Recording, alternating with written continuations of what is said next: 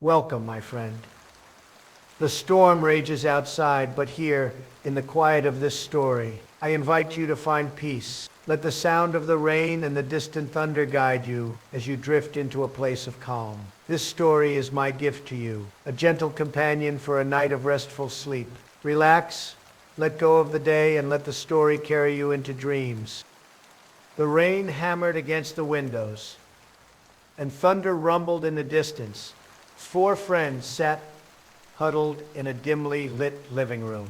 The power had gone out an hour ago, leaving them with nothing but the glow of their phones and a few flickering candles. This is so cliché, Mia said, rolling her eyes. Rain, thunder, a power outage. All we're missing is a creepy old man telling us a scary story.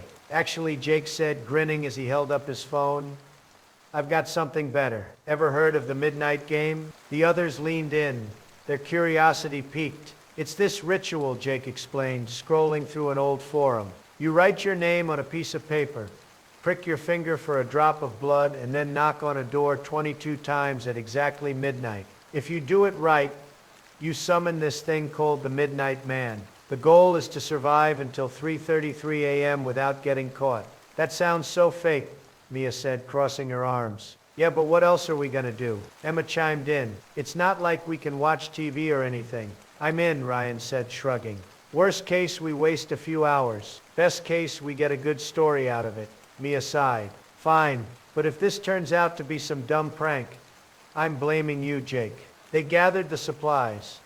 A piece of paper, a pin, and a candle for each of them. The rain outside grew heavier, and the thunder seemed to shake the house as they prepared. At exactly midnight, they stood in front of the front door.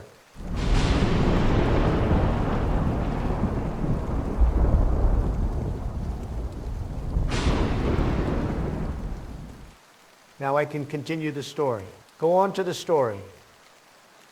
Their candles flickering in the dark. Jake pricked his finger and smeared a drop of blood on the paper with his name. Ready? He asked, holding up the paper. The others nodded, their faces pale in the candlelight. Jake knocked on the door 22 times, the sound echoing through the house. When he finished, they blew out their candles and relit them, just as the instructions said. For a moment, nothing happened. Then the temperature dropped. Did you feel that? Emma whispered, her breath visible in the cold air. Before anyone could answer, the candle flames flickered wildly, casting strange shadows on the walls. And then they heard it, a faint knock on the door. The knock on the door was soft, almost polite, but it sent a chill down everyone's spines. That wasn't one of us, right? Emma whispered, her voice trembling.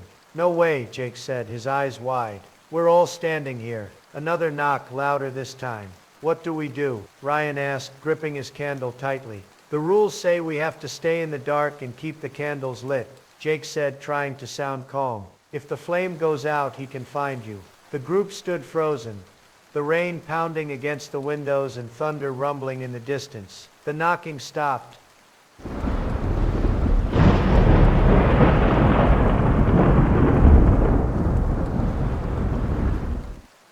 Go on. Go on to the story, okay? And for a moment the house was silent. Then they heard it. A faint scratching sound, like nails dragging across the floor. It's inside, Mia whispered, her voice barely audible. The scratching grew louder, closer. The candle flames flickered wildly, casting eerie shadows on the walls. We need to move, Jake said, his voice urgent. Stay together and don't let your candles go out. They crept through the house, their footsteps muffled by the sound of the rain. The scratching followed them, always just out of sight. This is so stupid, Mia muttered. It's probably just the wind or something. As if in response, a loud thud came from the hallway behind them. They turned, their candles illuminating the empty space. Okay, not the wind, Ryan said, his voice shaky. They moved into the kitchen, the scratching sound still following them. Jake glanced at his phone. It was only 12:30 a.m. We have to survive until 3:33, he said, trying to sound confident. We can do this. But then Emma's candle flickered and went out. No, she whispered, frantically trying to relight it. The scratching stopped. Emma, Jake said, his voice low. Don't move. She froze, her hands trembling as she held the unlit candle. The room was silent except for the sound of the rain and their shallow breathing. Then they heard it, a low guttural whisper, coming from right behind Emma. "Found you," Emma screamed, dropping her candle as she spun around. The others shone their lights toward her, but there was nothing there, just darkness and the sound of the rain outside. "What the hell was that?" Ryan shouted, his voice cracking. "I don't know," Emma said, her hands shaking as she picked up her candle. "It was right behind me." "We need to stay calm," Jake said, though his voice betrayed his fear. "The rules say if your candle goes out, you have to relight it within 10 seconds.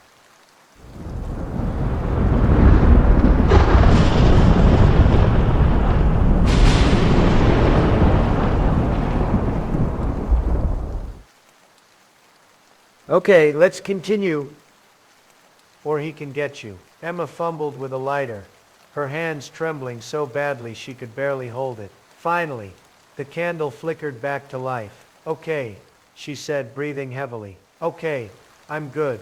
But the atmosphere in the room had changed. The air felt heavier, colder, and the scratching sound had returned, louder now, like it was closing in. "We can't stay here," Mia said, her voice low. "We need to keep moving." They crept through the house, their candles casting flickering shadows on the walls. The scratching followed them, always just out of sight. "This is insane," Ryan muttered. "How is this even happening?" "I don't know," Jake said, his voice tense. "But we have to stick to the rules. If we survive until 3:33, he'll leave us alone." They reached the living room, where the game had started. The knocking on the door had stopped, but the sense of being watched was overwhelming. "What's the time?" Mia asked, her voice barely above a whisper. Jake checked his phone. 1:45. "We're halfway there." But then Ryan's candle flickered and went out. "No!" he shouted, fumbling for his lighter. The scratching stopped, and the room fell silent. "Ryan, relight it," Jake urged, his voice frantic. "I'm trying," Ryan said, his hands shaking as he struggled with the lighter. The whisper came again, low and guttural, echoing through the room. "Found you." Ryan's lighter finally sparked, and the candle flared back to life. The scratching resumed, but it was farther away now, like the Midnight Man had retreated. "We can't keep doing this," Emma said, her voice trembling. "What if one of us can't relight the candle in time?" "We don't have a choice," Jake said, his voice grim. "We have to keep going." They moved into the hallway, the scratching sound following them. The rain outside was relentless, and the thunder seemed to shake the house. But then they heard something new, a faint humming, like a lullaby, coming from upstairs. "What is that?" Mia whispered, her eyes wide. "I don't know," Jake said, his voice tense. "But we're not going up there." But the humming grew louder, more insistent, like it was calling to them. And then they saw it, a shadow, tall and thin, standing at the top of the stairs. The shadow at the top of the stairs didn't move. It just stood there, its form flickering in the dim candlelight. The humming grew louder, more distorted, like a broken record playing a haunting melody. "We need to get out of here," Mia whispered, her voice shaking. "The rules say we can't leave the house," Jake said, his voice tense. "If we do, he wins. And if we stay, we die." Ryan snapped, his candle trembling in his hand. The shadow began to descend the stairs, its movements slow and deliberate. The air grew colder, and the candles flickered wildly, threatening to go out. "Back to the living room," Jake shouted, leading the way. They ran, the shadow following them, its humming growing louder with every step. The rain outside was deafening, and the thunder seemed to shake the house to its foundation. They reached the living room and barricaded themselves behind the couch, their candles held high. "What's the time?" Emma asked, her voice barely audible over the storm. Jake checked his phone. 2:45. Just one more hour. The shadow appeared in the doorway, its form shifting and twisting in the candlelight. It didn't speak, but the humming grew louder, more menacing. "We need to do something," Mia said, her voice trembling. "We can't just sit here. The rules say we have to survive until 3:33, Jake said, his voice grim. "That's all we can do." But then Ryan's candle flickered and went out, No, he shouted, fumbling for his lighter. The shadow moved closer, its humming turning into a low, guttural growl. Ryan, hurry, Emma screamed. Ryan's hands were shaking so badly he could barely hold the lighter. The shadow was almost on top of them when the candle finally flared back to life. The shadow retreated, but the tension in the room was unbearable. We can't keep doing this, Mia said, her voice breaking. We're not going to make it. We have to, Jake said, his voice firm. We don't have a choice. The minutes dragged on, each one feeling like an eternity. The shadow lingered in the doorway, its form flickering in the candlelight. Finally, Jake checked his phone. 3:30. Just 3 more minutes. The shadow began to move again, its humming growing louder and more distorted. Stay together, Jake said, his voice trembling. We're almost there. The candles flickered wildly as the shadow closed in. The rain outside was deafening, and thunder seemed to shake the house. At exactly 3:33, the shadow vanished. The candles burned steadily, and the air grew warm again.